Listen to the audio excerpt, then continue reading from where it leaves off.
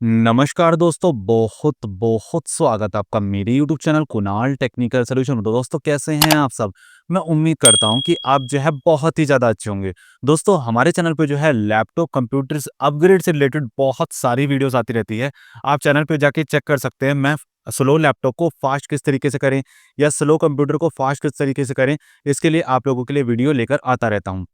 उस वीडियो के कमेंट के अंदर में और इंस्टाग्राम पे मेरे को एक भाई साहब ने कमेंट किया है। आप देख पा रहे होगे साइड में कमेंट लगा रखा है मैंने। उन्होंने कहा है i3 थर्ड जनरेशन से i5 सिक्स जनरेशन में उनको जो है अपना लैपटॉप अपग्रेड करना है और उनके लैपटॉप की जो कंपनी है वो है लेनोवो। अब मैं आपको दोस्तों बताना चाहता हूँ, वो सीधा-सीधा मुझसे ये पूछ रहे हैं कि उनको सीपीयू अपग्रेड करना है अपने लैपटॉप के अंदर में। दोस्तों मैं आपको बताना चाहता हूँ सिंपल शब्दों में कि आप लोग जो है आजकल के लैपटॉप के अंदर में सीपीयू अपग्रेड नहीं कर सकते हैं। क्यों नहीं कर सकते हैं? लाइव मैं आपको बताता हूँ। दोस्तों देखिए, इस तरीके के आजकल जो है लैपटॉप के अंदर में प्रोसेसर आ रहे हैं। देखिए ये रहा, ये प्रोसेसर है दोस्तों। अब आप इसको किस तरीके से अपग्रेड करेंगे आप मुझे ये बताइए।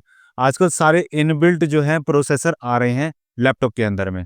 इस तरीके का जो देख रहे होंगे प्रोसेसर यहाँ पे लगा हुआ है। अच्छा, कुछ-कुछ लैपटॉप दोस्तों पहले के टाइम में आते थे, जैसे फर्स्ट जनरेशन, सेकंड जनरेशन या थर्ड जनरेशन के, जिसके अंदर क्या होता था दोस्तों, हम लोग जो है प्रोसेसर को बाहर निकाल लेते थे। उसके अंदर में क्या होता था, ऊपर पेच लगा हुआ होता था।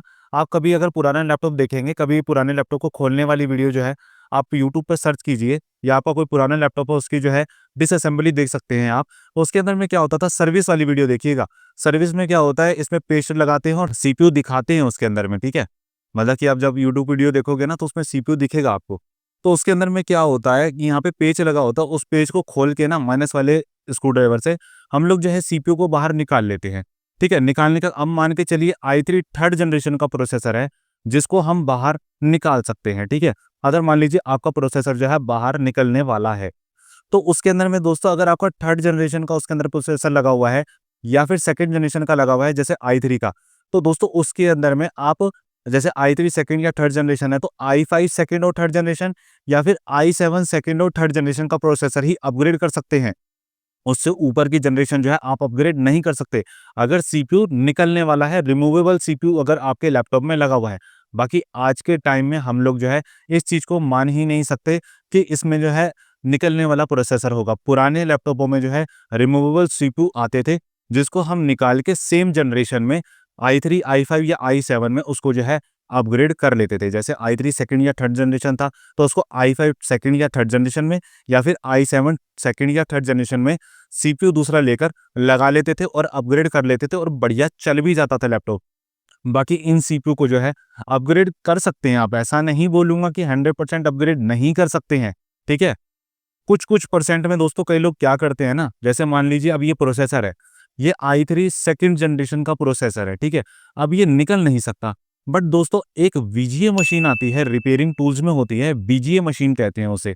कई बार क्या होता है टेक्नीशियन क्या करते हैं, जैसे आपका i3 सेकंड जनरेशन या थर्ड जनरेशन का ये जो सीपीयू होता है इनबिल्ट वाला, इसको जो है मशीन की मदद से बाहर निकाल लेते हैं। वैक्यूम होता है मशीन के अंदर में, वीजीए मशीन में, उससे जो है ये खींच के बाहर निकल आता है। थोड़ा हीट करते हैं इसे, 200-250 डिग्री पे हीट करा जाता है सीपीयू को और वैक्यूम की मदद से जो है इसको बाहर निकाला जाता है, ठीक है?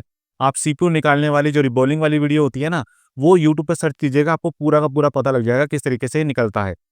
तो उस टाइम पे वो लोग क्या करते हैं, इसको निकालने के बाद में कोई भी i5 सेकंड या थर्ड जनरेशन का या i7 सेकंड या थर्ड जनरेशन का जनरेशन बढ़ नहीं सकती है।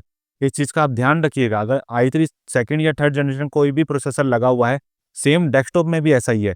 i3 सेकंड या थर्ड जनरेशन का कोई भी प्रोसेसर लगा हुआ है, तो उस मदरबोर्ड में आप i5 सेकंड या थर्ड जनरेशन या i7 सेकंड या थर्ड जनरेशन का प्रोसेसर ही लगा सकते हैं। उससे ऊपर की जनरेशन आप लोग जो है नहीं लगा सकते, क्योंकि सेकंड और थर्ड जनरेशन का जो है एक ही मदरबोर्ड आता है, ठीक है दोस्तों?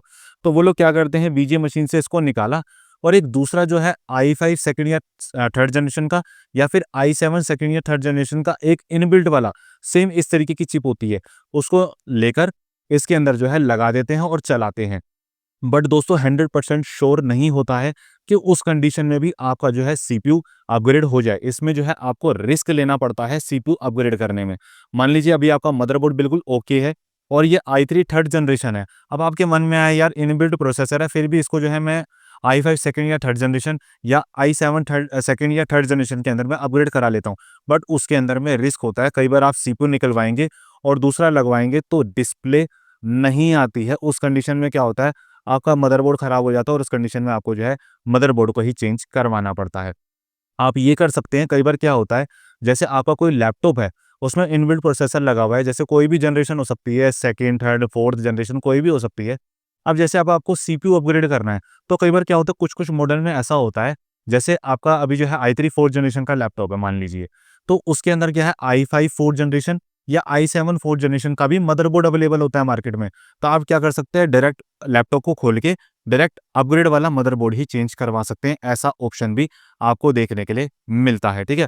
तो आप मदरबोर्ड ही डायरेक्ट चेंज करवा लीजिए, ऐसा भी कई कंडीशन में देखने के लिए मिला है, अगर कंपनी ने अपग्रेड वाला मॉडल निकाला हुआ हो, ठीक है दोस्तों? तो अगर जैसे कभी-कभार कंपनी क्या करती है, कुछ-कुछ मॉडल में i3 भी निकालती है, i5 भी निकालती है और i7 भी निकालती है।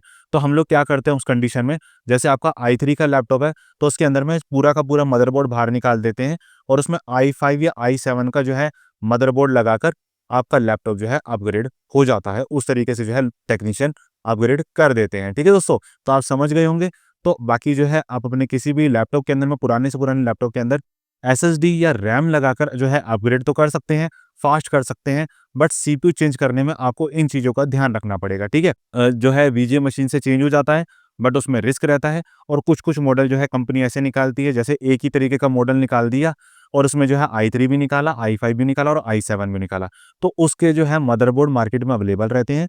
अपग्रेड करना चाहते हैं, तो डायरेक्ट आप लोग जो है मदरबोर्ड चेंज कर सकते हैं। जैसे i5 से i7 का मदरबोर्ड ले लीजिए और i5 का मदरबोर्ड बाहर निकाल के i7 का मदरबोर्ड लगा लीजिए, तो इस तरीके से जो है आप लोग अपग्रेड कर सकते हैं। तो मैं मानता हूँ आपके जो है सारे डाउट क्लियर हो गए होंगे, तो इस तरीके से जो है आजकल जो है मदरबोर्ड जो है अपग्रेड होते हैं, सीपीयू जो है लोग बहुत कम अपग्रेड करवाते हैं। अगर पेच वाला जो है सीपीयू लगा हुआ होता है, तो पेच वाला सीपीयू जो है अपग्रेड आप लोग कर सकते हैं, बट सेम जो है जनरेशन रहेगी। सीपीयू मतलब बदल सकता है, जैसे i3 से i5 हो सकता है, i5 से i7 हो सकता है, बट जनरेशन सेम रहेगी। सेकंड और थर्ड जनरेशन है, तो सेकंड और थर्ड जनरेशन का ही दूसरा i5 या i7 का प्रोसेसर आपको लगाना होगा। तो दोस्तों कैसा लगा मेरा वीडियो, नीचे कमेंट सेक्शन में कमेंट करके जरूर बताइएगा और इस वीडियो को ज़्यादा से ज़्यादा शेयर कीजिएगा अपने दोस्तों के सामने, क्योंकि दोस्तों इतने सारे कमेंट आते हैं जब भी लैपटॉप या कंप्यूटर की मैं कोई भी अपग्रेड की वीडियो बनाता हूँ, सर सीपीयू कैसे अपग्रेड होगा, सीपीयू कैसे अपग्रेड होगा? तो सीपीयू दोस्तों अपग्रेड इसी तरीके से होता है, वीजीए मशीन से अपग्रेड होगा या फिर पूरा का पूरा मदरबोर्ड ही आपको अपग्रेड कराना होगा और रिमूवेबल है प्रोसेसर, तो सेम जनरेशन का आप दूसरा प्रोसेसर लगाकर देख सकते हैं। तो दोस्तों आज की वीडियो में सिर्फ इतना ही। इस वीडियो को ज़्यादा से ज़्यादा शेयर करें, चैनल को सब्सक्राइब करें, वीडियो को लाइक करें। धन्यवाद दोस्तों आज का वीडियो देखने के लिए।